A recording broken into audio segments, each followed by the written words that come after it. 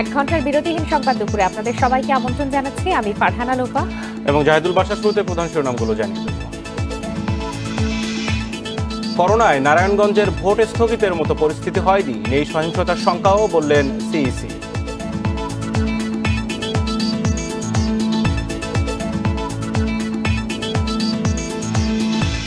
School কলেজের নিজস্ব লোক দিয়ে শিক্ষার্থীদের রাস্তা পারাপারে সহযোগিতা করতে হবে, মন্ত্রণালয়কে ব্যবস্থা নেওয়ার নির্দেশ প্রধানমন্ত্রীর।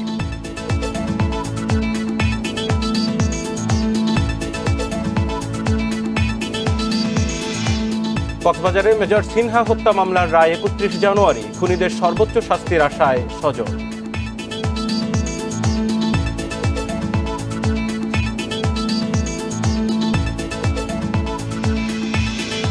ময়মনসিংহে করোনা আক্রান্ত ও উপসর্গ নিয়ে ৪ জনের মৃত্যু, দেশে মোট শনাক্তের ৮০% ঢাকায়।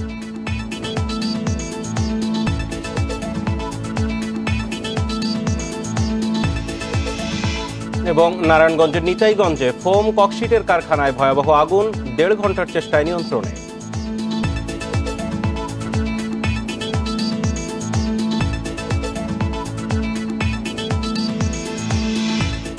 এবার বিস্তারিত। নারায়ণগঞ্জের নির্বাচন স্থগিত করার মতো পরিস্থিতি এখনো হয়নি, করোনার সংক্রমণও বাড়েনি, তবে মাস্ক ছাড়া কেউ কেন্দ্রে ভোট দিতে যেতে পারবে না বলে জানিয়েছেন প্রধান নির্বাচন কমিশনার KM নুরুল হুদা। দুপুরে নারায়ণগঞ্জের মর্গান স্কুলে প্রিজাইডিং অফিসারদের সাথে মতবিনিময় ও দিক নির্দেশনামূলক বৈঠকে একথা জানান তিনি। এ সময় KM নুরুল হুদা পুরো সিটিতে আইনশৃঙ্খলা বাহিনীর তৎপরতা ভালো রয়েছে উল্লেখ করে কোনো সহিংসতার আশঙ্কা নেই বলে জানান। শামীম ওসমানের সংবাদ প্রসঙ্গে বলেন, এতে আচরণবিধি লঙ্ঘন হয়েছে, তবে তার শাস্তিযোগ্য অপরাধ নয়। নির্বাচনে EVM একমাত্র নির্ভরযোগ্য প্রযুক্তি উল্লেখ করে KM নুরুল হুদা এর মাধ্যমে সুষ্ঠু ভোট গ্রহণ সম্ভব বলে জানান। পরে তিনি প্রিজাইডিং অফিসারদের দলমতের ঊর্ধ্বে থেকে ভোটের দায়িত্ব পালন করার নির্দেশ দেন।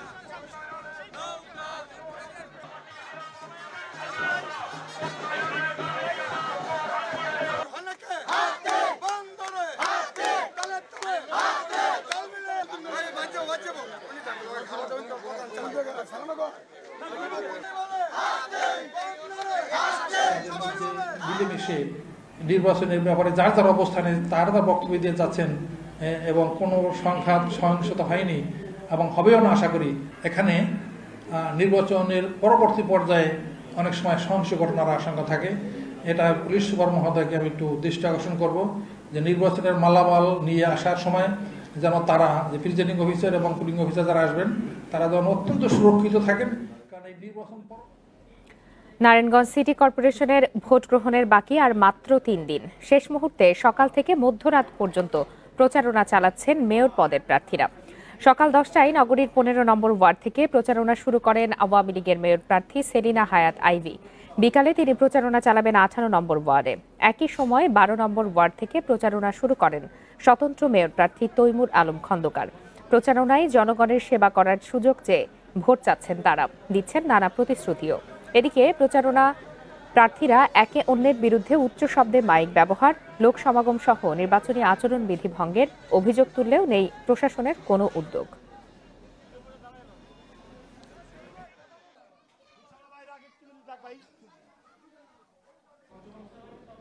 সিটি কর্পোরেশন নির্বাচনের আগে পুলিশ প্রশাসন নেতাকর্মীদের ধরপাকড় করছে, এই আতঙ্কে অনেক সমর্থক পালিয়ে বেড়াচ্ছে বলে অভিযোগ করেছেন স্বতন্ত্র মেয়র প্রার্থী তৈমুর আলম খন্দকার। সকালে নারায়ণগঞ্জের 12 নম্বর ওয়ার্ডের প্রচারণা শুরুর সময় এই অভিযোগ করেন তিনি। তবে এসব অভিযোগ অস্বীকার করে নির্বাচনী পরিবেশ ভালো আছে বলে জানিয়েছেন আওয়ামী লীগের মেয়র প্রার্থী ডাক্তার সেলিনা হায়াত আইভী। পুলিশ প্রশাসন আমাদের নেতাকর্মীদের ধরপাকড় করছে, অনেককে গ্রেপ্তার করছে এবং অনেকেই বাড়ি থেকে পলাতক অবস্থায় আছে। কোনো ধরনের অপরাধমূলক কর্মকাণ্ডের সাথে আমি জড়িত না। আমি মাননীয় প্রধানমন্ত্রী জননেত্রী শেখ হাসিনার উন্নয়নের বার্তা নিয়ে উন্নয়ন করে যাচ্ছি। তারা যেন আমাকে সেই সুযোগটা দেয়, আমি যেন আমার চলমান কাজগুলিকে অব্যাহত রাখতে পারি। এবং সহকর্মী আদিলুর রহমান নারায়ণগঞ্জ সিটি নির্বাচনের যেই পরিবেশ এবং সেখানকার প্রচারণার সর্বশেষ খবরাখবর নিয়ে আমাদের সাথে রয়েছেন। আদিলুর রহমান, আজকে প্রধান নির্বাচন কমিশনার বলেছেন যে করোনা পরিস্থিতি এখনো ওই রকম পর্যায়ে যায়নি যে নারায়ণগঞ্জ নির্বাচন স্থগিত করতে হবে, পরিস্থিতি এখন অনেকটাই স্বাভাবিক, তিনি সেটি বলেছেন। একটু জানতে চাইবো সেই বিষয়ে, তার যেই সেখানকার বৈঠক সম্পর্কে জানবো, আর সর্বশেষ নির্বাচনের প্রচার প্রচারণার খবর তো জানাবেনই।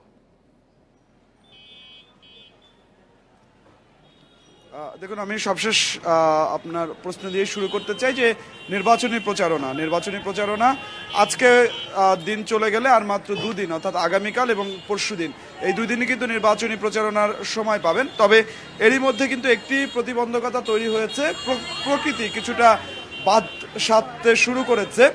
গতকাল সন্ধ্যার পরেও বৃষ্টি হয়েছে এবং আজকেও থেমে থেমে কিন্তু কিছুক্ষণ পরপরই গুড়ি গুড়ি বৃষ্টি হচ্ছে। আর শীতের সময়কার এই বৃষ্টিতে বেশ খানিকটা ভোগান্তি কিন্তু পোহাতে হচ্ছে যারা নির্বাচনী প্রচারণা চালাচ্ছেন, প্রার্থী, কর্মী, সমর্থক, তাদের কিছুটা ভোগান্তি কিন্তু পোহাতে হচ্ছে এই বৃষ্টির কারণে।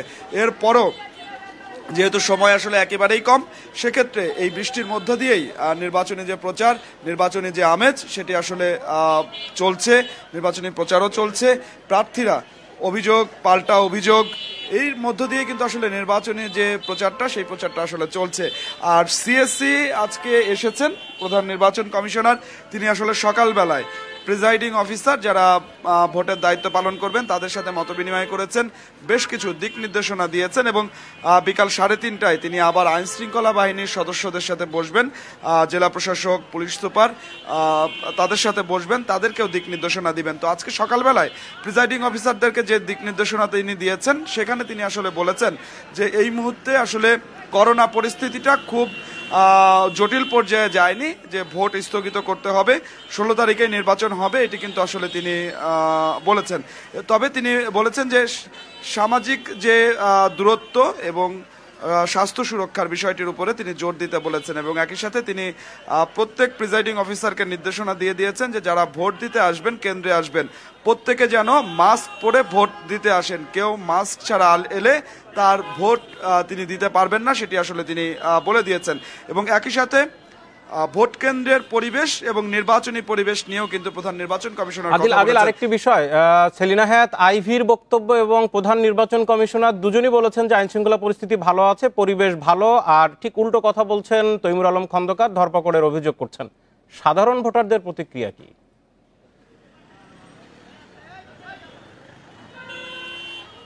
দেখুন, সাধারণ ভোটাররা আসলে ধরপাকড় বা অভিযোগ পাল্টা অভিযোগ এই বিষয়গুলোতে আসলে তারা খুব একটা মতামত দিতে চান না। তবে তারা যেটি আসলে চান যে নির্বাচনটি যাতে আসলে সুষ্ঠু হয়, তারা যেন কেন্দ্রে গিয়ে ভোট দিতে পারেন, কেন্দ্রের পরিবেশটা যাতে ভালো থাকে, এটি আসলে ভোটারদের চাওয়া। তার কারণ ভোটাররা বলছেন যে এই শহরের যে সমস্যাগুলো আছে, সেই সমস্যাগুলো যারা সমাধান করতে পারবেন তাদেরকে আসলে ভোট দিতে চান, সে কারণে তারা কেন্দ্রে যেতে চান, কেন্দ্রের পরিবেশ ভালো চান। ঠিক এই জন্যই পুলিশ সুপার তিনি আসলে যেটি জানিয়েছেন যে বিগত সময়গুলোতে যারা নাশকতা করেছেন, নাশকতার সাথে জড়িত ছিলেন, বিভিন্ন নাশকতার মামলা আছে, তাদেরকেই এই মুহূর্তে আসলে গ্রেপ্তার করা হচ্ছে যাতে ভোটের পরিবেশ ভালো থাকে, কোনো ধরনের কোনো নাশকতার শঙ্কা যাতে না থাকে এবং যে অভিযানটি চলছে সেটি তীব্র থেকে তীব্রতর হবে, এটি আসলে পুলিশ সুপারের পক্ষ থেকে আমাদেরকে জানানো হচ্ছে। অর্থাৎ এখন পর্যন্ত আমরা যেটি আসলে দেখছি যে নারায়ণগঞ্জের নির্বাচনকে কেন্দ্র করে কোনো বড় ধরনের কোনো সহিংসতা, অপ্রীতিকর পরিস্থিতি সেটি কিন্তু আসলে এখনো পড়তে হয়নি, ভোটারদেরও তার সম্মুখীন হতে হয়নি। অর্থাৎ এই বিষয়গুলোকে মাথায় রেখেই প্রধান নির্বাচন কমিশনার আজকে বলেছেন যে ভোটের পরিবেশ ভালো আছে। আদিলুর রহমান, আপনাকে অনেক ধন্যবাদ। নারায়ণগঞ্জের সর্বশেষ যে নির্বাচনের প্রচারণার খবর জানাচ্ছিলেন আমাদের সহকর্মী। দুর্ঘটনা কমাতে শিক্ষা প্রতিষ্ঠানের জনবল দিয়ে ছাত্রছাত্রীদের রাস্তা পারাপারে সহযোগিতা করার নির্দেশনা দিয়েছেন প্রধানমন্ত্রী শেখ হাসিনা। এ ব্যাপারে শিক্ষা মন্ত্রণালয়কে প্রয়োজনীয় ব্যবস্থা নেয়ারও নির্দেশ দেন তিনি। সকালে রাজধানীর রমিজউদ্দিন ক্যান্টনমেন্ট কলেজের পাশে আন্ডারপাস সহ কয়েকটি প্রকল্পের উদ্বোধনীতে এসব কথা বলেন প্রধানমন্ত্রী। সেনাবাহিনীর তত্ত্বাবধানে নির্মিত 4টি উন্নয়ন প্রকল্পের উদ্বোধনের শুরুতেই প্রধানমন্ত্রী স্মরণ করেন 2018 সালের 29 জুলাই রাজধানীর বিমানবন্দর সড়কে বাস চাপায় 2 শিক্ষার্থী নিহতের ঘটনা। পথচারী পারাপারের জন্য সেই দুর্ঘটনাকে কেন্দ্র করে দেশজুড়ে নিরাপদ সড়কের দাবিতে হয় বিক্ষোভ। শিক্ষার্থীদের দাবি মেনে সেখানে একটি আন্ডারপাস করার প্রতিশ্রুতি দিয়েছিলেন প্রধানমন্ত্রী। 3.5 বছর পর আজ সেটির উদ্বোধন করা হলো। শহীদ রমিজউদ্দিন ক্যান্টনমেন্ট স্কুল অ্যান্ড কলেজের নিকট 2 জন শিক্ষার্থী আব্দুল করিম রাজীব ও দিয়া খানম মিমে তারা প্রাণ হারায়। আমি তাদের আত্মার মাগফিরাত কামনা করছি, তাদের পরিবারের প্রতি আমার সমবেদনা জানাচ্ছি। এই দুর্ঘটনার পরপরই আমরা সিদ্ধান্ত নিয়েছিলাম যেখানে একটি আন্ডারপাস নির্মাণ করা হবে। অনুষ্ঠানে গণভবন থেকে ভার্চুয়ালি যুক্ত হয়ে প্রধানমন্ত্রী সড়ক দুর্ঘটনা লাঘবে ট্রাফিক আইন মানতে পথচারী ও চালকদের দেন নানা পরামর্শ। ড্রাইভাররা যদি ক্লান্ত হয় তারা ক্লান্ত হয়ে সেটা বলতে পারেন বা কিছুক্ষণ গাড়ি থামাতে পারেন, কিন্তু ড্রাইভার পাশে বসে বা রেস্ট নিতে যে ওই হেল্পারকে দিয়ে গাড়ি চালানো, যার কোনো ভারী যান চালানোর মতন যার দক্ষতাই নাই, তাকে দিয়ে চালানোটা ঠিক না। স্কুলে ছোট থেকেই শিক্ষার্থীদের ট্রাফিক নিয়মকানুন শেখানো এবং রাস্তা পারাপারে সহায়তা করতে শিক্ষা প্রতিষ্ঠানগুলোকেও নির্দেশ দেন প্রধানমন্ত্রী।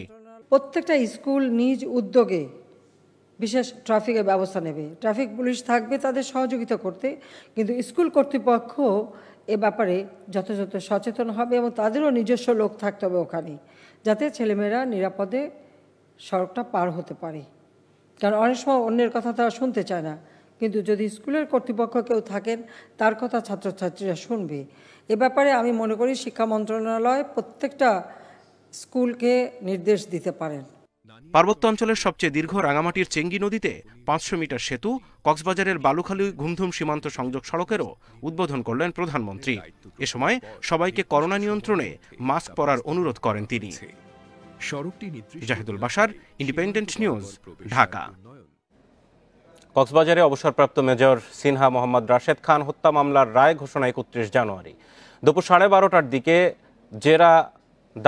জেলা দায়রা জজ মোহাম্মদ ইসমাইল হোসেন আলোচিত এই মামলার রায়ের দিন নির্ধারণ করেন। এর আগে সকাল 9টায় বরখাস্ত ওসি প্রদীপ সহ 15 আসামিকে কড়া নিরাপত্তায় কক্সবাজার আদালতে নেওয়া হয়। 4 দিনের যুক্তিতর্ক শেষের দিনে ওসি প্রদীপ নিজেকে নির্দোষ দাবি করে বলেন লিয়াকতি সিনহাকে হত্যা করেছেন। বুধবার যুক্তিতর্কের শেষ দিনে ওসি প্রদীপের পক্ষে যুক্তিতর্ক উপস্থাপন করেন তার আইনজীবী রানা দাশগুপ্ত। পরে সেই যুক্তি খণ্ডন করেন রাষ্ট্রপক্ষের আইনজীবী। দুই পক্ষের যুক্তিতর্ক শেষে বিচারক রায় ঘোষণার দিন নির্ধারণ করেন।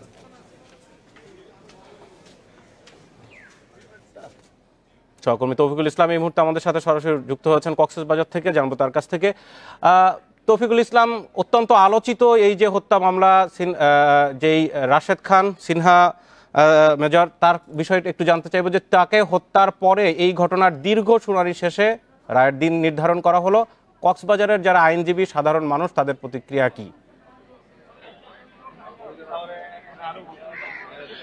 আজ বেলা 12:30টার দিকে আলোচিত এই মামলার রায়ের তারিখ নির্ধারণ করেছে আদালত 31 জানুয়ারি, এবং এই আলোচিত মামলার রায় দেবেন কক্সবাজার জেলা জজ। এবং এই বিষয় নিয়ে আসলে পরপরই আমাদের সাথে কথা বলেছে রাষ্ট্রপক্ষের আইনজীবীর সাথে আমরা কথা বলেছি। তিনি বলেছেন তারা এই মামলা 83 জন সাক্ষীর মধ্যে 65 জনের সাক্ষী তারা নিয়েছেন এবং সকলেই এই মামলার ওসি প্রদীপ সহ যেই লিয়াকত, তারা এই অর্থাৎ মেজর সিনহা মোহাম্মদ রাশেদ খান তার হত্যার সাথে জড়িত ছিল বলে তারা সাক্ষীতে বলেছিলেন। এবং আমরা আরো কথা বলেছি, এই মামলার আরো বেশ কয়েকজন আইনজীবী আছেন তাদের সাথে কথা বলেছি। তারা অনেকেই পক্ষে বিপক্ষে যুক্তি দেখাচ্ছেন। তাদের আসামি পক্ষের আইনজীবীর সাথে কথা বলার সুযোগ হয়েছে, তারা বলছেন তাদের আসামি নির্দোষ।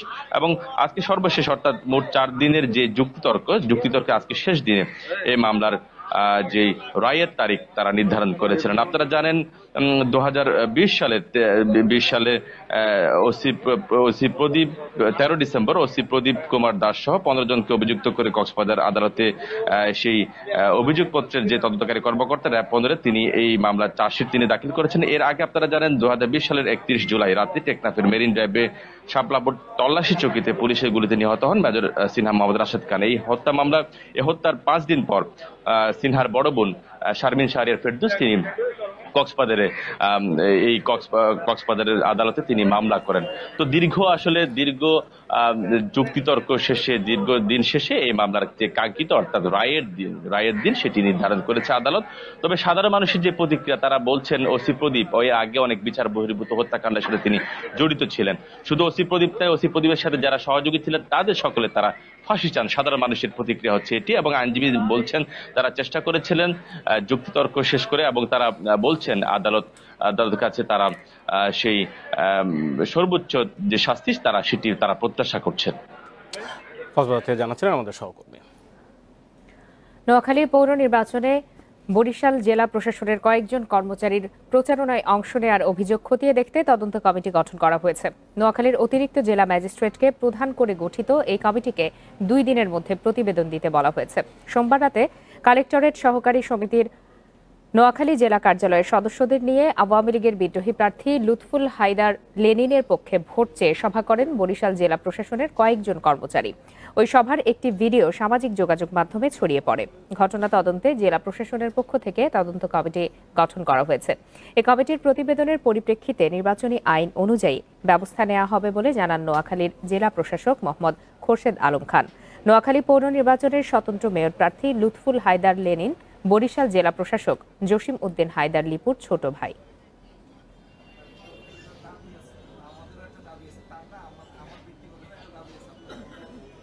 ময়মনসিংহ মেডিকেল কলেজ হাসপাতালের করোনা ইউনিটে গত 24 ঘন্টায় করোনায় আক্রান্ত উপসর্গ নিয়ে চিকিৎসাধীন অবস্থায় 4 জনের মৃত্যু হয়েছে। এদের মধ্যে 3 জন করোনার উপসর্গ নিয়ে মারা গেছেন। এছাড়া জেলায় নতুন করে আরও 18 জনের করোনা শনাক্ত হয়েছে। সকালে হাসপাতালের করোনা ইউনিটের চিকিৎসক মহিউদ্দিন খান মুন এই তথ্য নিশ্চিত করেন। এদিকে হাসপাতালের করোনা ইউনিটে 24 ঘন্টায় নতুন করে আরও 7 জন ভর্তি হয়েছেন। বর্তমানে হাসপাতালের করোনা ইউনিটে 42 জন রোগী চিকিৎসাধীন।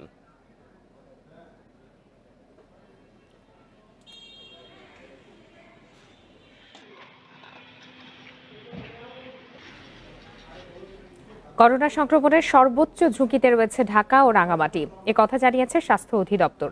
বুধবার সংস্থাটির ওয়েবসাইটে তথ্য প্রকাশ করা হয়। এতে বলা হয়, দেশে এ পর্যন্ত শনাক্ত হওয়া করোনা রোগীর 80% ঢাকায়। স্বাস্থ্য অধিদপ্তরের তথ্য মতে রেড জোনে থাকা ঢাকা ও রাঙামাটিতে সংক্রমণের হার যথাক্রমে 12.9% এবং 10%।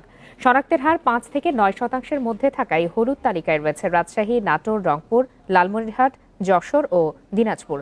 গত 7 দিনে দেশে করোনা শনাক্ত হয়েছে 10,447 জনের, যা আগের 7 দিনের চেয়ে 6,500 বেশি। তবে আগের সপ্তাহের তুলনায় মৃত্যু কমেছে 20%।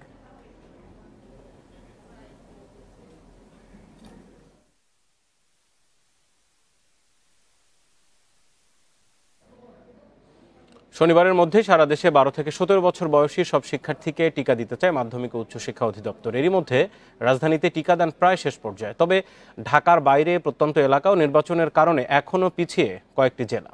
টিকাদান শেষ হলে পাঠদানে গতি বাড়বে বলছে শিক্ষা বিভাগ। বরিশালের আব্দুর রব সেরনিয়াবাদ স্টেডিয়ামে শিক্ষার্থীদের ঢল। মঙ্গলবার এখানে টিকা নিয়েছে 13 স্কুলের 3000 শিক্ষার্থী। টিকা ছাড়া শ্রেণীকক্ষের পাঠদানে সরাসরি অংশ নেওয়া যাবে না, এই ঘোষণার পর টিকা নিতে সারা দেশেই ব্যাপক আগ্রহ বেড়েছে শিক্ষার্থীদের মধ্যে। আগে একটু ভয় অনুভব করছিলাম, কিন্তু টিকা দেওয়ার পর এখন নিরাপত্তা বোধ করছি। টিকাটাও খুব ভালোভাবেই দিছি, কোনো ব্যথা পাই নাই। রেজিস্ট্রেশন ছাড়াই তো আমরা এই টিকাটা দিচ্ছি, তার জন্য আমরা অনেক কৃতজ্ঞ। শিক্ষার্থীদের টিকাদানে সবচেয়ে এগিয়ে মাগুরা, হার 99%। এরপর বাগেরহাটে 96 ও লক্ষ্মীপুরে 86% শিক্ষার্থী টিকা পেয়েছে। আর এক্ষেত্রে সবচেয়ে পিছিয়ে ঠাকুরগাঁও, হার মাত্র 11%। এছাড়া চুয়াডাঙ্গায় 13, নরসিংদীতে 14 ও লালমনিরহাটে মাত্র 16% শিক্ষার্থী টিকা পেয়েছে। আমরা পর্যায়ক্রমে দিয়ে যাচ্ছি। মাঝখানে কিছুটা স্থবিরতা ছিল, মানে ছাত্রছাত্রীরা আসতেছিল না টিকা নেওয়ার জন্য। এখন একটা যেহেতু সরকারের সিদ্ধান্ত হয়েছে যে টিকা ছাড়া স্কুলে যাওয়া যাবে না, এখন খুব হ্রাস হয়েছে, যার ফলে আমরা গত কয়েকদিনে আমরা প্রায় 7-8 লক্ষ করে স্কুলে ছাত্রছাত্রীদেরকে টিকা দিতে সক্ষম হয়েছে। রাজধানীতে 7 লাখ শিক্ষার্থীর মধ্যে টিকা পেয়েছে 6,80,000। 2-1 দিনের মধ্যে পাবে বাকিরাও। জন্ম সনদ না থাকলে স্কুলের নামের তালিকা ধরেও দেয়া হচ্ছে টিকা। ভ্যাকসিনেশনের আওতায় যদি চলে আসে আমাদের ঝুঁকি কমে যায়। আমরা আমাদের শ্রেণী কার্যক্রম, অর্থাৎ স্বাভাবিক যে শ্রেণী কার্যক্রম, সেটা আমরা বাড়িয়ে দিতে পারবো। যেমন প্রত্যন্ত কিছু অঞ্চল রয়েছে যেখানে হয়তো আমাদের এই কার্যক্রম পরিচালনায় একটু সময় লাগবে। সেক্ষেত্রে আমরা যেটা হিসেব করে দেখেছি যে আমাদের কিছু কিছু জায়গায় হয়তো 5-7 দিন এদিক সেদিক হতে পারে। দেশে 12 থেকে 17 বছর বয়সী শিক্ষার্থী 1,15 লাখ। এর মধ্যে টিকার আওতায় এসেছে অর্ধেকের বেশি। Hasan Misba, independent news, Dhaka. আপনারা আছেন বিরতিহীন সংবাদ দুপুরে। সংবাদ আরো যা থাকছে। রাজধানী সহ সারা দেশে গুড়ি গুড়ি বৃষ্টি থাকবে আরো 2 দিন। বাড়তে পারে শীতের প্রকোপ।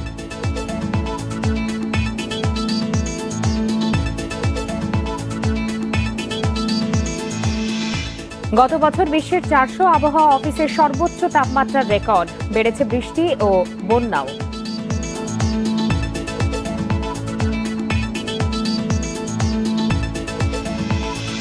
সরকারি নির্দেশনা মেনে বৃহস্পতিবার থেকে গণপরিবহনে অর্ধেক যাত্রী পরিবহনের বিষয়ে আজ বিআরটিএর সঙ্গে বৈঠক করবে পরিবহন মালিক সমিতি। কিছুক্ষণের মধ্যে বিআরটিএর কার্যালয়ে এই বৈঠক শুরুর কথা রয়েছে। জানা গেছে, অর্ধেক যাত্রী পরিবহনে বাসের ভাড়া বাড়ানোর প্রস্তাব দিতে পারেন বাস মালিকরা। বৈঠক শেষে এ বিষয়ে নির্দেশনা জারি হতে পারে। এর আগে অর্ধেক যাত্রী পরিবহনের ক্ষেত্রে ভাড়ার বিষয়ে সিদ্ধান্ত না হওয়ায় মঙ্গলবার থেকে অগ্রিম টিকিট বিক্রি বন্ধ রেখেছে দূরপাল্লার বাসগুলো। এতে দুর্ভোগে পড়েন কাউন্টারে অগ্রিম টিকিট কাটতে যাওয়া যাত্রীরা। গত সোমবার স্বাস্থ্যবিধি সংক্রান্ত জারি করার সরকারি প্রজ্ঞাপনে গণপরিবহনে অর্ধেক যাত্রী পরিবহনের নির্দেশনা দেওয়া হয়।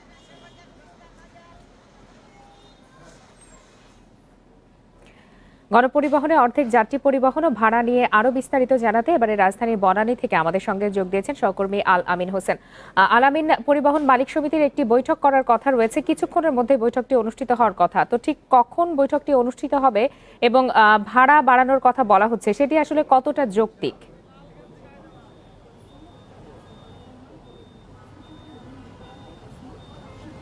মালিক সমিতির আসলে বিভিন্ন স্তরের সদস্যরা ইতিমধ্যেই বিএডিএ যে কার্যালয় সেখানে এসেছেন, আর কিছুক্ষণ পরে 2:30টার দিকে হয়তো সেই যে পূর্ব নির্ধারিত যে সভাটি সেটি হওয়ার কথা রয়েছে। আর আপনি যদি জানতে চাচ্ছেন আসলে যৌক্তিক কতটুকু, এ বিষয়ে আমরা এখানকার মালিক সমিতির যারা রয়েছেন তাদের কাছে জানতে চেয়েছি। তারা যেটি বলছেন যে আসলে করোনাকালীন সময়ের কথা বিবেচনা করে যেহেতু অর্ধেক যাত্রী নিয়ে বাস চালাতে হবে, সেক্ষেত্রে তারা আগের বার যেহেতু 50% ভাড়া বৃদ্ধির একটি প্রস্তাব করেছিল, সেক্ষেত্রে যেহেতু কয়েকদিন আগে ডিজেলের দাম বাড়ার পর নতুন করে বাস ভাড়া নির্ধারণ হয়েছে, সেক্ষেত্রে সেটি 40% বাড়ানো যায় কিনা এরকম একটি প্রস্তাব তারা দিয়েছেন। যদিও যাত্রীরা বলছেন আসলে উল্টো একটি কথা, তারা যেটি বলছেন যে শতভাগ স্বাস্থ্যবিধি মেনে তারা আসনের সাথে চলাচল করতে চান, সেক্ষেত্রে তারা এই আসন যেটি ফাঁকা রেখে অর্ধেক আসনে যাতায়াত করতে আসলে অনেকটাই অনিচ্ছুক। তার কারণ হিসেবে তারা যেটি বলছেন ইতিমধ্যেই বাস ভাড়া বৃদ্ধি করা হয়েছে, সেইটি তারা আসলে এখন পর্যন্ত কুলিয়ে উঠতে পারছে না। তার জন্য তারা দাবি জানিয়েছেন যে শতভাগ স্বাস্থ্যবিধি মেনে যাতে বাস চলাচল করে সেই দাবি তারা করেছেন। পাশাপাশি আরেকটি বিষয়ে মালিক সমিতির পক্ষ থেকে বলা হয়েছে, তারা একটি তথ্য দিয়েছেন ঢাকা এবং ঢাকার আশপাশে অন্তত প্রত্যেক দিন 5-5.5 বাস মিনিবাস চলাচল করে। এখন যদি অর্ধেক যাত্রী নিয়ে চলাচল করতে হয়, সেক্ষেত্রে এমনিতেই যাত্রীর চেয়ে বাসের সংখ্যা খুবই কম, তুলনামূলকভাবে খুবই কম। সেক্ষেত্রে অন্য যে সমস্ত অফিস আদালত রয়েছে কিংবা সরকারি বেসরকারি প্রতিষ্ঠান রয়েছে, সেখানে যদি শতভাগ কর্মীর উপস্থিতি থাকে, তাহলে এই অর্ধেক যাত্রী নিয়ে বাস চলাচলের ক্ষেত্রে যারা যাত্রী রয়েছেন বা অফিসগামী যে সমস্ত যাত্রী থাকবেন তারা আসলে ভোগান্তিতে পড়বেন। প্রজ্ঞাপন তো 2 দিন আগেই জারি করা হয়েছে, সেক্ষেত্রে যেদিন থেকে কার্যকর হওয়ার কথা সেদিনই কেন তারা বৈঠকে বসছেন? এতে তো যাত্রী ভোগান্তি হচ্ছে, অগ্রিম টিকিট বিক্রি বন্ধ রয়েছে।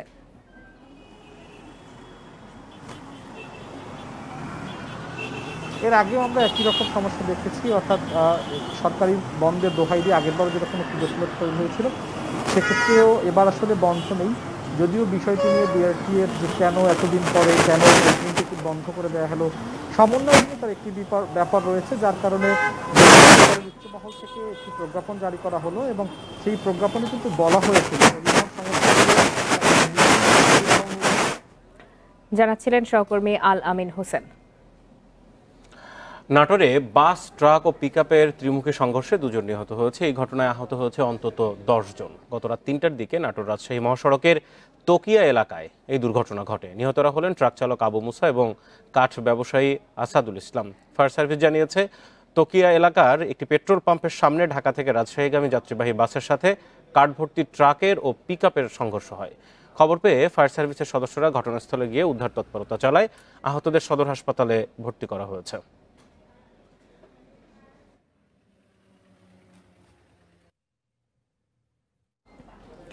নারায়ণগঞ্জের নিতাইগঞ্জের একটি ককশিট ও ফোম কারখানার একটি গোডাউনে অগ্নিকাণ্ডের ঘটনা ঘটেছে। সকাল 9:45টার দিকে নলুয়াপাড়া এলাকায় এই ঘটনা ঘটে। খবর পেয়ে ফায়ার সার্ভিসের 6টি ইউনিট ঘটনাস্থলে এসে আগুন নিয়ন্ত্রণে কাজ শুরু করে। পরে যোগ দেয় আরও 2টি ইউনিট। 1.5 ঘন্টার চেষ্টায় 11:15টার দিকে আগুন নিয়ন্ত্রণে আসে।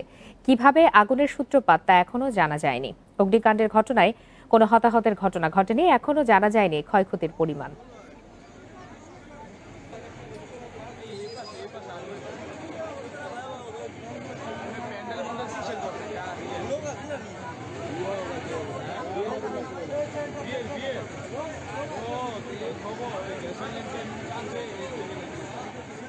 আজও রাজধানী ঢাকা সহ দেশের অনেক জায়গায় হালকা ও গুড়ি বৃষ্টির পূর্বাভাস দিয়েছে আবহাওয়া অফিস। এ অবস্থা আরও 2 দিন অব্যাহত থাকতে পারে। আবহাওয়া অফিসের তথ্যানুসারে সারা দেশের আকাশ আজও মেঘলা থাকবে। এছাড়া আগামীকাল পর্যন্ত শীতের প্রকোপ কম থাকবে। শুক্রবার থেকে অবস্থার উন্নতি হতে শুরু করবে, তবে রাতে তাপমাত্রা কমে যাওয়ায় বাড়তে পারে শীতের প্রকোপ। এর আগে মঙ্গলবার রাত থেকে ঢাকা সহ দেশের বিভিন্ন অঞ্চলে বৃষ্টি হয়, এতে উত্তরাঞ্চল সহ অনেক এলাকায় কিছুটা শীতের প্রকোপ বেড়েছে।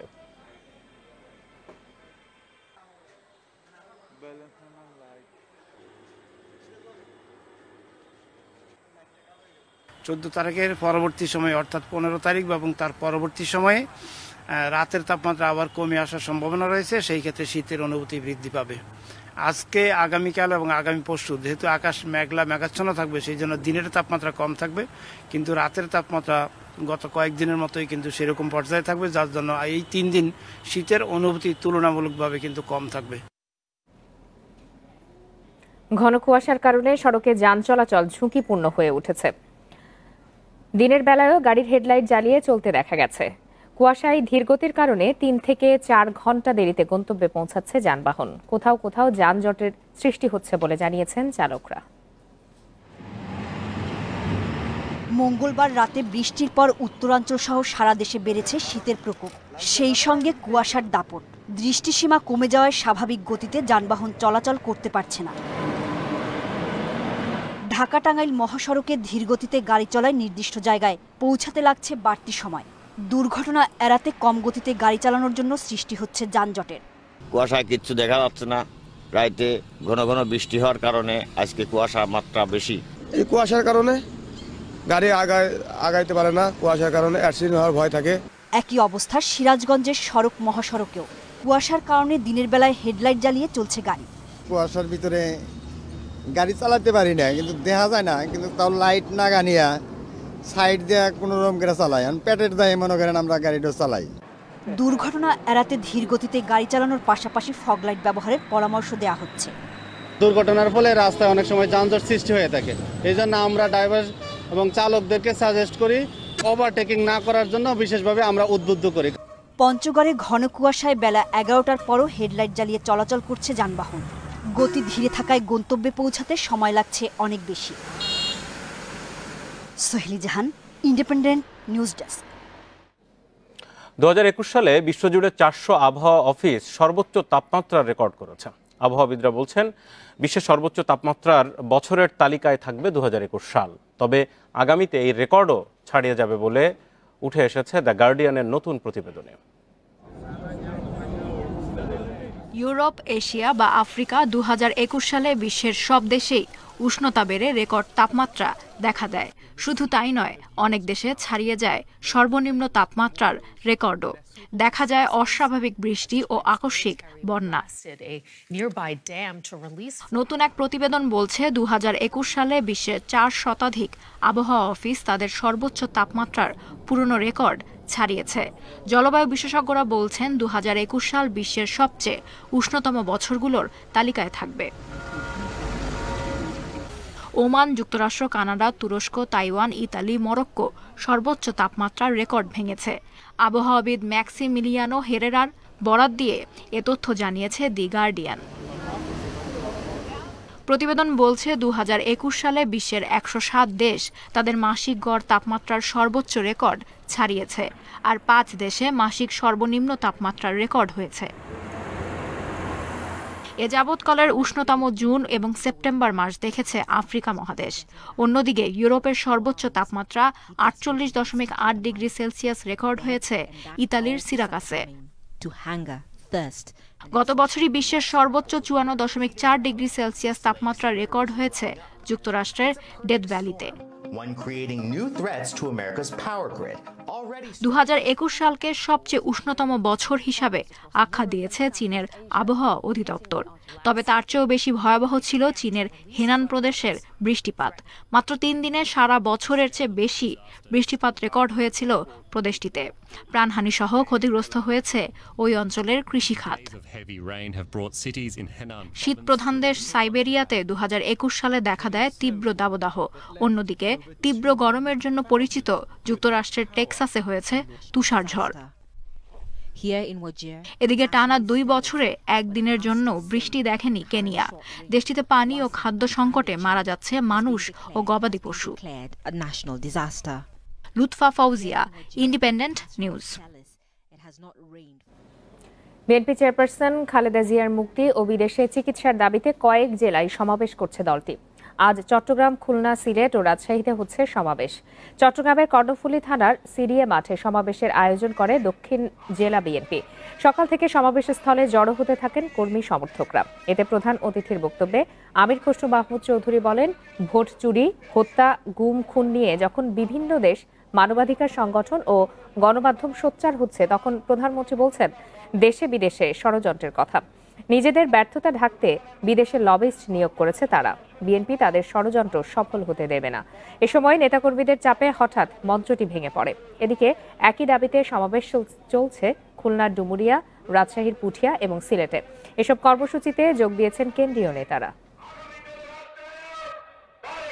যারা আজকে আমাদের সাংবিধানিক অধিকার কেড়ে নেওয়ার জন্য আমাদের সমাবেশে বাধা দিচ্ছে, তাদেরকে কাউকে ছাড় দেওয়া হবে।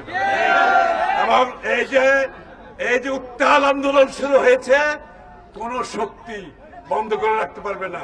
এরকম জনগণ হবে, জনগণের চাপে স্টেজে ভেঙে যাবে, কিন্তু আন্দোলন চলবে। আপনারা আছেন বিরতিহীন সংবাদ দুপুরে আরো যা থাকছে। করোনা মহামারীর ইতি টানবে ওমিক্রন, বলছেন বিশেষজ্ঞরা। একদিনে শনাক্ত প্রায় 28 লাখ।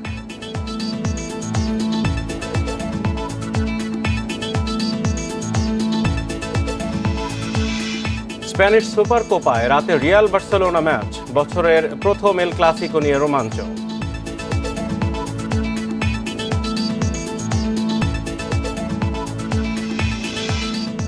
রাজধানীর মাতুয়াইলে এক নারীর মরদেহ উদ্ধারের ঘটনা তদন্ত করতে গিয়ে উদ্ঘাটন হলো চট্টগ্রামের রাউজানে আরেক নারী হত্যাকাণ্ডের রহস্য। পরে 3 জনকে গ্রেপ্তারের পর পুলিশ জানিয়েছে রাউজানে নিহত ওই নারীর বাড়ি কক্সবাজারে। তার নাম আমেনা। তার স্বামী বাদশাহী 2 সহযোগী নিয়ে হত্যার পর মরদেহ ফেলে যায় রাউজানে। গেল 17 ডিসেম্বর রাজধানীর যাত্রাবাড়ির মাতুয়াইলে ময়লার স্তূপ থেকে এক নারীর গলিত মরদেহ উদ্ধার করে পুলিশ। ঘটনাস্থলে মেলে 2টি হাতের বালা। গণমাধ্যমে এই বালা দেখেই কক্সবাজার থেকে এক পরিবার দাবি করে এটি তাদের মেয়ের মরদেহ, যে কিনা নভেম্বর থেকে নিখোঁজ। পরে করা হয় ডিএনএ টেস্ট। পাশাপাশি পরিবার থেকে পাওয়া একটি মোবাইল নম্বর দিয়ে তদন্ত শুরু হলে চট্টগ্রামের রাউজানের সন্ধান মিলে সেই ফোন সেটের। সেই সূত্র ধরে ঢাকা থেকে পুলিশের একটি দল রাউজানে অভিযানে গিয়ে গ্রেপ্তার করে বাদশাহ, মিরাজ ও আক্তার নামের 3 জনকে। ঢাকায় জিজ্ঞাসাবাদে তারা জানায় মাতুয়াইলের ওই নারীকে নয়, এরা হত্যা করেছে অন্য এক তরুণীকে। তারপর মরদেহ ফেলে দেয় রাউজানে। রাউজান থানায় খোঁজ নিয়ে জানা যায় 20 নভেম্বর এক তরুণীকে গলায় ওড়না পেঁচিয়ে হত্যার একটি মামলা হয়েছে সেখানে। ড্রাইভার গাড়ি চালাচ্ছিল এবং সে বুঝতে পারছিল যে ভেতরে তাকে মেরে ফেলা হচ্ছে। বাদশাহ আক্তার তাকে গলায় ওড়না পেঁচিয়ে হত্যা করে। পুলিশ বলছে রাউজানে নিহত নারীর নাম আমেনা, বাড়ি কক্সবাজারে। গ্রেপ্তার বাদশাহ তার স্বামী। কিন্তু বাদশার আরেক স্ত্রী থাকায় কক্সবাজার থেকে দ্বিতীয় স্ত্রী আমেনাকে নিয়ে চট্টগ্রামের রাউজানে গিয়ে ভাড়া বাসায় থাকতে শুরু করেন। কিন্তু বনি বনা না হওয়ায় ঝগড়ার এক পর্যায়ে বাদশাহ তার আত্মীয় আক্তার ও অটোরিকশা চালক মিরাজের সহায়তায় তাকে হত্যা করে। আমার আগের একটা সংসার আছে, তোমাকে নিয়ে আমি চিটাগাংয়ে রাখবো, ওখানে আমরা 2টা সংসারই মেনটেন করবো, এখানে ওখানে। তো এই প্রেক্ষিতে আমেনা রাজি হয় এবং তারা বিয়ে করে। বাট বিয়ে করার পর আমেনা তাকে ক্যাপচার করার চেষ্টা করে, সেই ফ্যামিলির সাথে যোগাযোগ করতে দিতে চাচ্ছিল না। রাউজানের হত্যাকাণ্ডের রহস্য উন্মোচন হলেও মাতুয়াইলে পাওয়া মরদেহটি কার তা এখনো অজানা। তবে তদন্ত চলছে বলে জানিয়েছে police. Masudur Rahman, independent news, Dhaka. সরকারি বিভিন্ন পদক্ষেপে তৃণমূলে নারীদের উন্নয়ন ঘটলেও নারীর প্রতি সহিংসতা এখনও থামেনি বলে জানিয়েছেন জাতীয় সংসদের স্পিকার ডক্টর শিরিন শারমিন চৌধুরী। সকালে রাজধানীর আর্মি গলফ ক্লাবে আয়োজিত এক অনুষ্ঠানে এ কথা জানান তিনি। এ সময় ডক্টর শিরিন শারমিন চৌধুরী সব ক্ষেত্রে নারীদের অংশগ্রহণ নিশ্চিত ও তাদের উন্নয়নে সরকারের নেয়া বিভিন্ন পদক্ষেপ তুলে ধরেন। তিনি বলেন, নারীকে আলাদাভাবে নয়, বরং সামগ্রিকভাবে উন্নয়নের অংশ হিসাবে বিবেচনা করতে হবে। মহামারীর এই সময়ে বিভিন্ন পেশায় নিয়োজিত নারীরা ক্ষতিগ্রস্ত হয়েছেন। তাদের বিশেষ সহযোগিতা ও পৃষ্ঠপোষকতার প্রতি গুরুত্ব দিচ্ছে সরকার।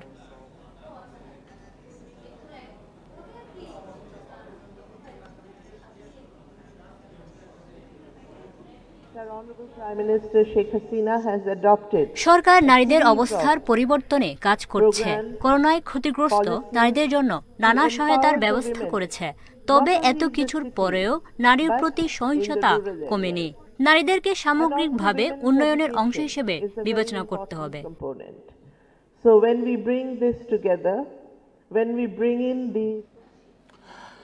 বরিশাল বিশ্ববিদ্যালয়ের ছাত্রী লাঞ্ছনার ঘটনায় স্থানীয় ইউপি সদস্য সাইদুল আলম লিটন সহ ৩ জনের বিরুদ্ধে থানায় মামলা হয়েছে।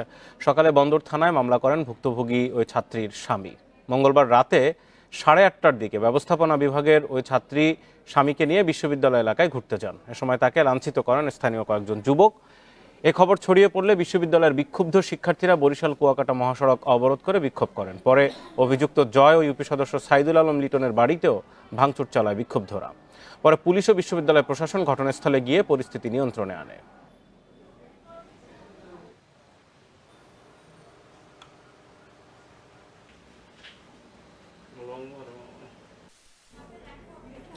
প্রস্তাবিত আয়কর আইনে ব্যবসার খরচ নির্ধারণের বর্তমান ব্যবস্থা থেকে বেরিয়ে আসছে জাতীয় রাজস্ব বোর্ড এনবিআর। এতে আয়কর কর্মকর্তাদের ক্ষমতা বেড়ে যাওয়ার আশঙ্কা করছেন বিশ্লেষকরা। তাদের মতে নতুন আইনে কিছু পরিবর্তনের ফলে অনেক কোম্পানির কার্যকর কর হার হবে 53%। তবে অডিট গাইডলাইন, রিফান্ড ব্যবস্থা সহ অনেক ইতিবাচক পরিবর্তনও থাকছে নতুন আইনে। ব্যক্তি বা কোম্পানি থেকে বছর জুড়ে নির্দিষ্ট হারে আয়কর আদায় করে এনবিআর। এক্ষেত্রে যদি বেশি কর আদায় হয় তবে তা ফেরত দেওয়ার কথা সংস্থাটির। কিন্তু বর্তমান আইনে করদাতাকে আয়কর ফেরত দেওয়ার সুনির্দিষ্ট কোনো কাঠামো নেই। ফলে কর ফেরত বা রিফান্ড পান না করদাতারা।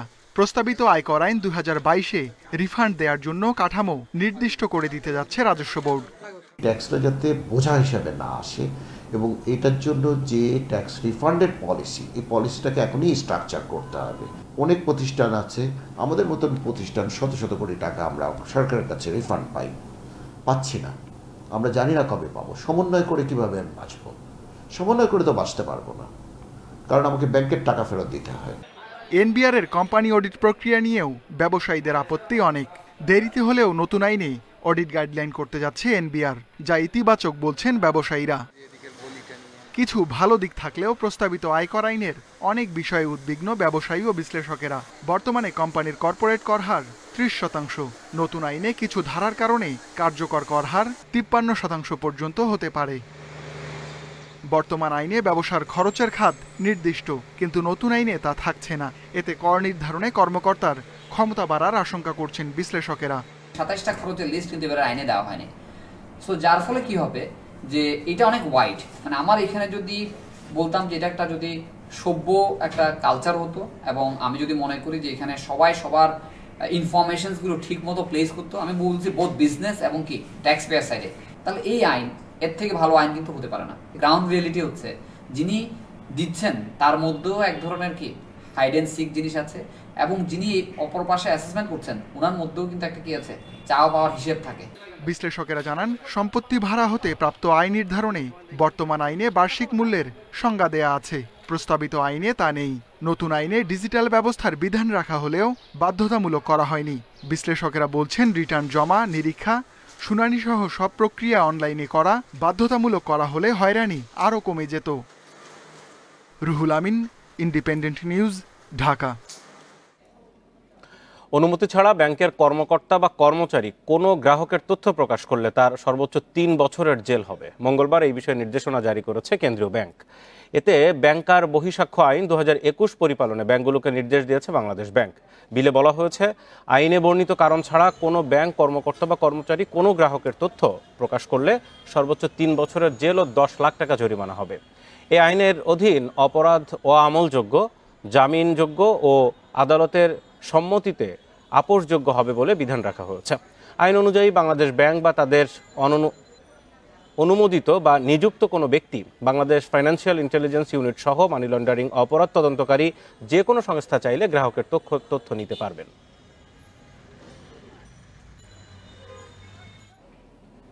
কাল থেকে চালু হচ্ছে বেসরকারি খাতে দেশের প্রথম সুকুক বন্ড, বেক্সিমকো গ্রিন সুকুক আল ইস্তিসনা। বৃহস্পতিবার ঢাকা ও চট্টগ্রাম স্টক এক্সচেঞ্জে একযোগে সম্পদ ভিত্তিক এই সরিয়া বন্ডটির লেনদেন শুরু হবে। সুকুক বন্ডটির লেনদেন চালু উপলক্ষে ডিএসইতে উদ্বোধনী অনুষ্ঠানের আয়োজন করা হয়েছে। অনুষ্ঠানে প্রধান অতিথি হিসাবে উপস্থিত থাকবেন প্রধানমন্ত্রীর বেসরকারি শিল্প ও বিনিয়োগ উপদেষ্টা এবং বেক্সিমকো গ্রুপের vice chairman Salman F Rahman. গত বছরের 22 ডিসেম্বর সুকুকের জন্য 3,000 কোটি টাকা সংগ্রহ শেষ করেছে বন্ডটির উদ্যোক্তা প্রতিষ্ঠান বেক্সিমকো, যার মোট আকারের 74% কিনেছে দেশের 20টি বাণিজ্যিক ব্যাংক। সুদবিহীন সুকুক বন্ড ছেড়ে 2টি সৌরচালিত বিদ্যুৎ কেন্দ্রে বিনিয়োগ করবে বেক্সিমকো।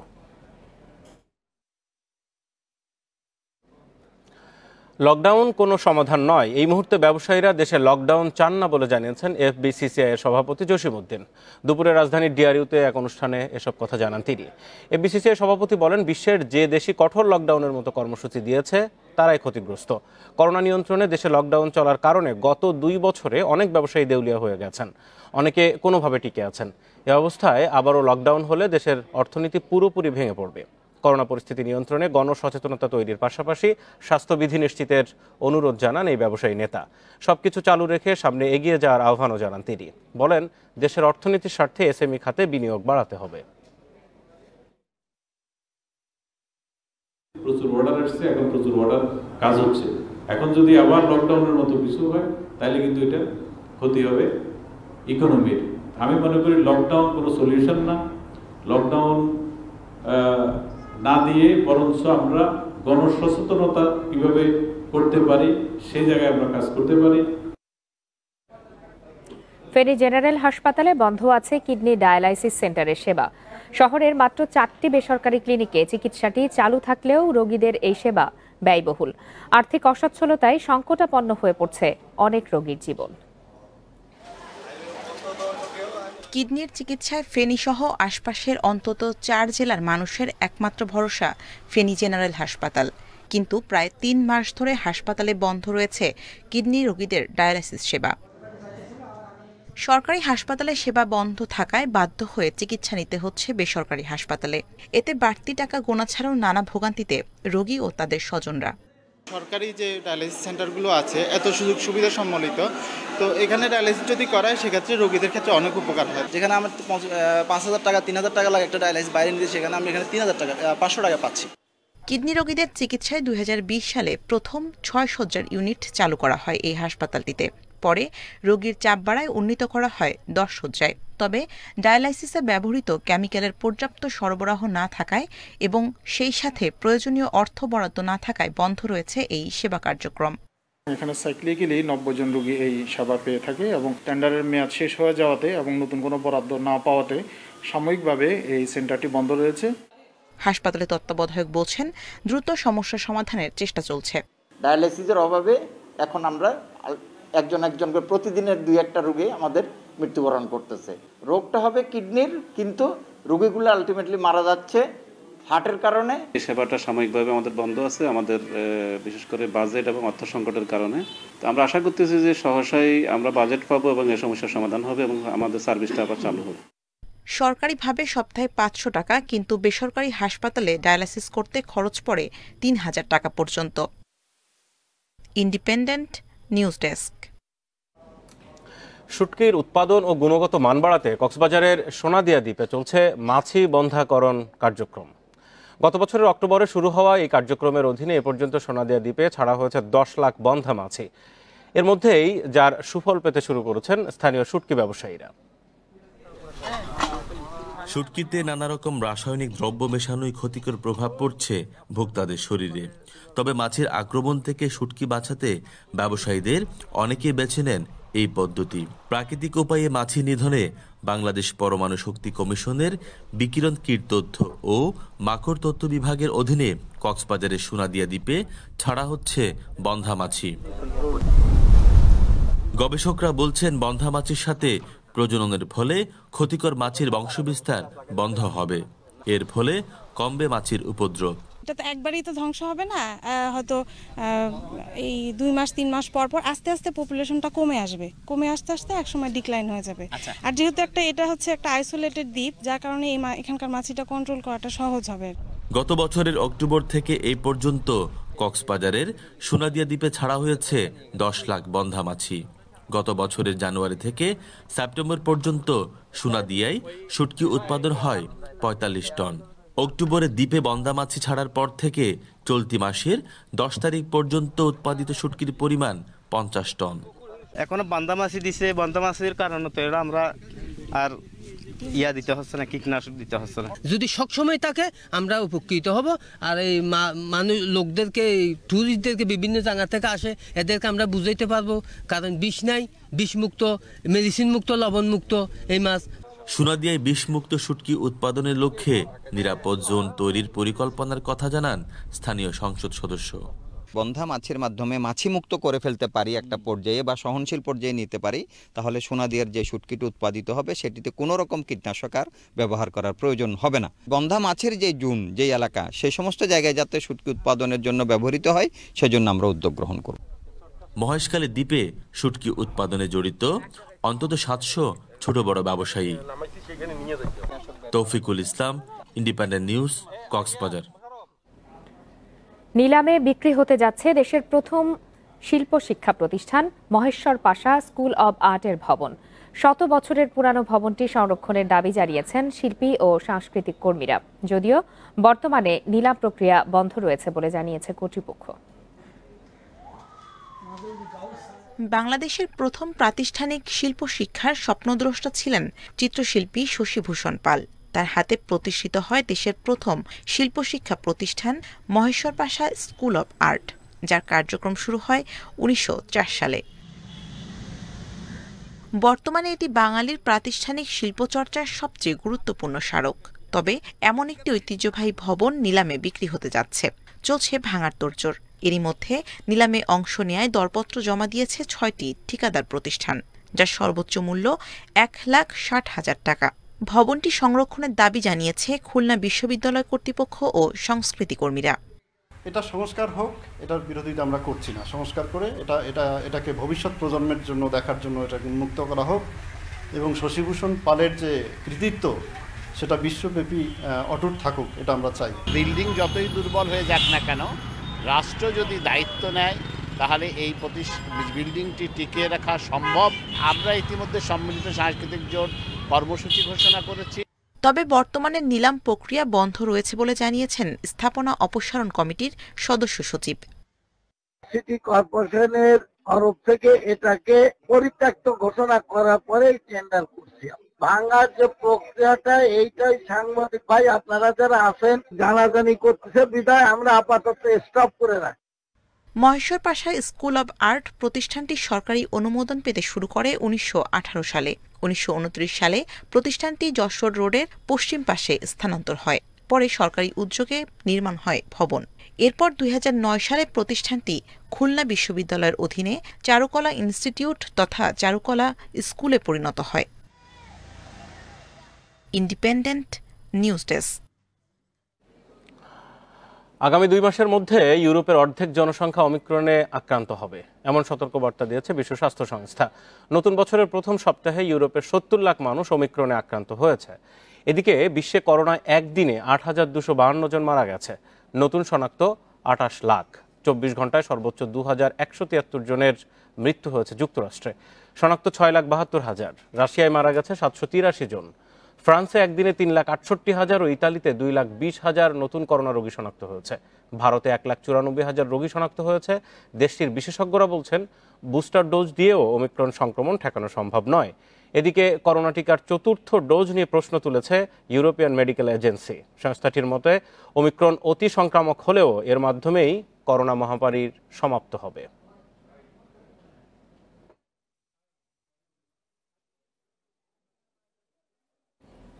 করোনা মহামারীর কারণে বৈশ্বিক অর্থনীতি মারাত্মক সংকটের মুখোমুখি বলে সতর্ক করেছে বিশ্বব্যাংক। আর এই সংকটের সরাসরি প্রভাব পড়ছে দরিদ্র দেশগুলোর ওপর।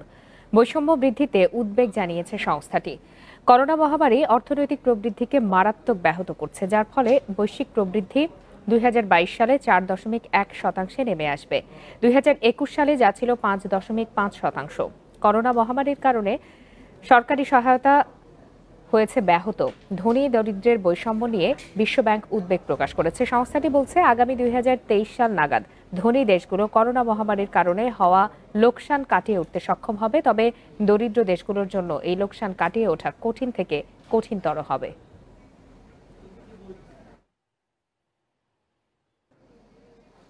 স্প্যানিশ সুপার কাপের প্রথম লেগের সেমিফাইনালে আজ মুখোমুখি হবে দুই চিরপ্রতিদ্বন্দ্বী বার্সেলোনা ও রিয়াল মাদ্রিদ। মেসিহীন বার্সার সাম্প্রতিক পারফরম্যান্স অনেকটাই উত্তাপ কমিয়েছে ম্যাচে। অন্যদিকে শীর্ষে থাকা রোনালদোহীন রিয়ালের মনোযোগ এই ম্যাচে। সৌদি আরবের রিয়াদে বছরের প্রথম এল ক্লাসিকো শুরু রাত 1টায়। বছরের শুরুতে ফুটবল সমর্থকদের উন্মাদনার মুহূর্ত। বছরের প্রথম এবং মৌসুমের দ্বিতীয় এল ক্লাসিকোতে মুখোমুখি দুই চিরপ্রতিদ্বন্দ্বী বার্সেলোনা রিয়াল মাদ্রিদ। তবে লড়াইটা এবার নিজেদের মাঠে নয়, সৌদি আরবের রিয়াদে। সাম্প্রতিক রেকর্ড এগিয়ে রাখছে রিয়াল মাদ্রিদকে। চলতি মৌসুমে লিগ টেবিলের শীর্ষে লস ব্লাঙ্কোরা। অন্যদিকে মৌসুমের শুরুতেই দলের সেরা তারকা মেসিকে হারিয়ে নাজুক অবস্থা বার্সেলোনার। ছিটকে গেছে ইউরোপ সেরার মঞ্চ থেকে। সবশেষ ক্লাসিকো তো ঘরের মাঠে রিয়ালের কাছে 2-1 গোলে হার কাতালানদের। তাই মরুর বুকে মর্যাদার লড়াইয়ের উত্তাপ অনেকটাই কমে গেছে। ক্লাসিকোর আগে ফুরফুরে মেজাজে আনচেলত্তির শিষ্যরা। স্প্যানিশ সুপার কাপের ফাইনালে জায়গা করে নিতে চায় রিয়াল। গ্যালাকটিকোদের ভরসা অভিজ্ঞ মদ্রিচ, টনি ক্রুস ও বেনজেমা। অন্যতম আস্থার প্রতীক তরুণ ফরওয়ার্ড ভিনিসিয়াস জুনিয়র।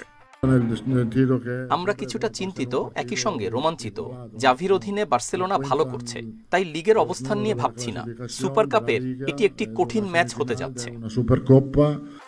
এদিকে চিরশত্রুর বিপক্ষে জিতে হতাশা কাটাতে চায় জাভির দল। ইনজুরি কাটিয়ে অনুশীলনে ফিরেছেন আনসু ফাতি, আরাহো। করোনামুক্ত হয়ে যোগ দিয়েছেন পেদ্রি, ফেরান তোরেসরা। রিয়াল ফর্মে আছে, তাদের বিপক্ষে দাপট ধরে রেখে খেলা কষ্টকর হবে। আমার সেরাটা দিয়েই খেলবো। শিরোপার কাছাকাছি যেতে ও দলের আত্মবিশ্বাস বাড়াতে জয় প্রয়োজন। মুখোমুখি লড়াইয়ে শেষ 5 বারের দেখায় 4 জয় 1 ড্র রিয়ালের। শক্তিশালী দল নিয়ে সুপার কাপে 12তম শিরোপা ঘরে তুলতে মুখিয়ে আনচেলত্তির দল। অন্যদিকে কিং ফাহাদ স্টেডিয়ামে নতুন উদ্যমে ঘুরে দাঁড়ানোর অপেক্ষায় 13 বারের champion Barca. Roksana Afroz, independent news. আর এর সাথে শেষ করছে আজকের সংবাদ দুপুরে সবাই।